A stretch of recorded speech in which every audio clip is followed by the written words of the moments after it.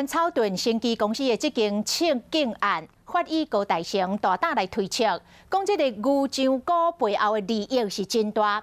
防抢劫的这个董事长赖敏南，搁来掌握到关键的技术，互野生的牛樟菇为一斤10万至20万，落降到一斤剩8、9万，去挡着人的财路咯。所以引来着灭抢的计划，这背后是有人买凶杀人。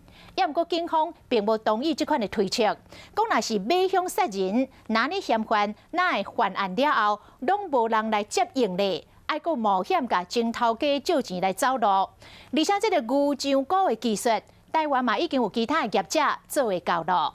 另外阁来传出讲，高大成这个法医有接到这个警告威胁，讲叫伊点去，莫阁伫遐讲案情咯。都惊会阁发生着其他的纠纷，这个警方嘛加强巡逻。因为大陆毕竟还是比我们慢了一点，可能他们也会利用。还是利用这个民商部在赚钱，还是有很多人不一定。因为你10几个人到一定都有商机嘛。法医高大成以大胆推测，生技公司抢劫案所牵涉的，都是背后真大的牛樟菇利益。但牛樟菇年产值高达20到30亿。生技公司的董事长赖敏南，阁掌握关键的培养技术，和牛樟菇对野生的1斤10到20万，落到1斤8到9万，真有可能因为安尼引起灭抢计划。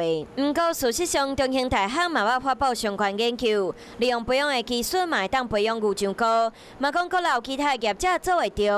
另外，阁传出高大成接到警告，伊莫阁讲这件代志。虽然高大成否认，不过社区警方已经加强警力伫高大成的诊所附近巡逻，避免引起其他的纠纷。不是啦，传话啦。你讲意思是讲哦，你安尼讲遐济啦哦，说现在的牛樟芝已经不值钱了啦所以你讲这个可能性是不高啦。若是嫌犯真正是为着牛樟菇利益犯案，警方无排除背后有其他人甲指示。我要报仇，为什么要报仇呢？